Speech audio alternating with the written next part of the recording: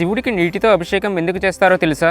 ఇది కేవలం ఆచారం కాదు, ప్రపంచాన్ని కాపాడే ఒక మహారహస్యం. ఒకసారి దేవతలు మరియు అసురులు కలిసి క్షీరసాగర మథనం చేశారు. సముద్ర మథనం సమయంలో అమృతం రావడానికి ముందు భయంకరమైన అలాహల విషయం బయటపడింది. ఆ విషపు శక్తి ఎంత భయంకరంగా ఉండేదంటే ఆ విషయం ప్రపంచాన్ని క్షణాల్లో నాశనం చేసేంతలా. ఆ విషపు వేడి వల్ల లోకాలు కరిగిపోవడం మొదలయ్యాయి. దేవతలు, ఋషులు, మనుషులు అందరూ భయంతో వణికిపోయారు. ఎవరు ఆ విషపు శక్తిని ఆపలేకపోయారు. అప్పుడు దేవతలు శివుడి దగ్గరికి వెళ్ళి, ప్రభు, ఈ లోకాన్ని కాపాడండి వేడుకున్నారు. లోకరక్షణ కోసం శివుడు ఒక్క క్షణం ఆలోచించకుండా ఆ అలాల విషయాన్ని తన చేతుల్లో తీసుకుని ప్రపంచాన్ని కాపాడేందుకు శివుడు ఆ విషయాన్ని తాగేశాడు. విష ప్రభావంతో శివుడి శరీరం అంతా మండిపోవడం మొదలైంది. ఆ విషం తాగడం వల్ల శివుడి గొంతు నీలంగా మారింది.